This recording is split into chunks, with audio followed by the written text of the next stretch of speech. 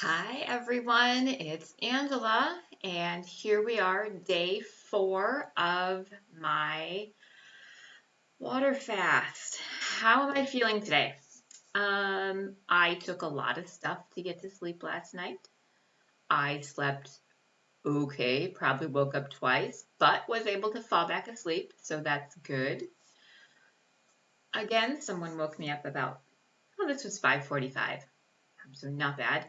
Uh, I went back to bed, shut my door, nobody's bothering me, and I did get good sleep after that for sure, because I didn't wake up till almost 8 o'clock, which is unheard of. So that made my energy levels feel okay. I definitely did need electrolytes. I did drink them throughout the night. Like when I woke up, I had some electrolytes. So I felt better today overall. Still fatigued. Yeah, I feel but I got through my day just fine. I think my mood is good. I think I'm in a good mood. I walked the dogs twice. I took myself for a walk. I didn't do any stretching today because I just didn't have time. I'm sure my body needs it because I've been sitting a lot. So why don't we just take a second? We'll see what else is going on inside my body today. Okay, so if you're going to do a 5-day fast, again, this is all the same stuff.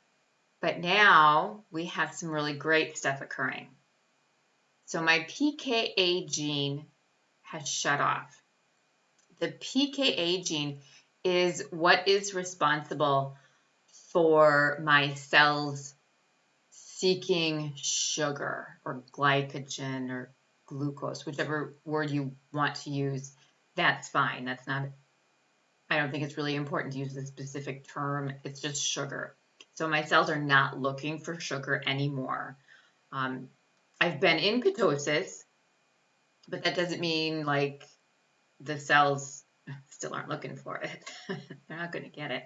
And then again, if you caught the rest of that slide, stem cell production. This is deep, deep, deep tissue repair. And my immune system is revving up. So let's talk about that a little bit. When I was younger, they said we didn't make stem cells. They also said that the brain, like once you're an adult, the brain doesn't make any more cells. And I thought that was weird. I wasn't young enough to question or old enough to question, but why would the rest of your body make cells and renew itself, but not the brain? And then 10, 20 years went on and they're like, oh, look, the brain, it makes new cells all the time. Well, we make our own stem cells too, but you need to be in a fasting state to really make them happen. And as you can see, the fasting state, 1 day, 2 day, 3 days, that wasn't doing it. Day 4, this is long enough for my body to go, boom, stem cells. This is important. Let's do it. So now I have stem cells production. So this is really great. This is what I want. So I needed the autophagy. I needed the stem cells. I needed to rest my gut so it can repair. And there's controversy there too, so we'll talk about that. But with the stem cells, that can go in and start to repair leaky gut. That can go into the brain, help the brain. If you have anything else that you think is not healing appropriately, then you can fast for a minimum of 4 days, ideally a little bit longer so it has time to work and make more stem cells. So that's why we fast. Those are reasons why we fast. So the immune system is revving up. I told you, like on day 3, the immune system is working, but it's really going to rev up on day 4. And now it is. So again, we have the autophagy. We have the sick cells dying. We have bacteria, viruses, whatever those infections are, being fought really heavily by the white blood cells. But then weird things happen that I don't think science really understands yet. So if you were to take my blood before I fasted. And we could just go to day 5 if you want. On day 5 of my fast, you'll actually find that my white blood cells decrease.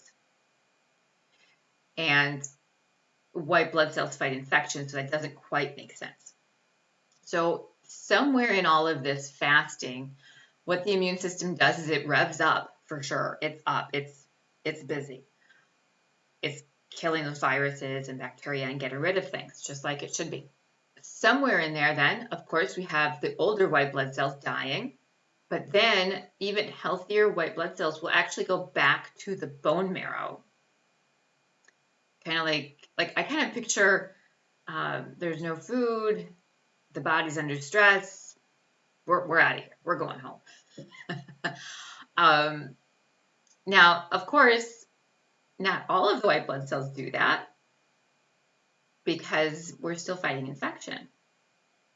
But it is really interesting that so much is going on in the body and it sounds almost dysregulated. Like we have some cells over here on the left, it's going to make us healthier, and then the other ones are just going to go back home into the bone marrow.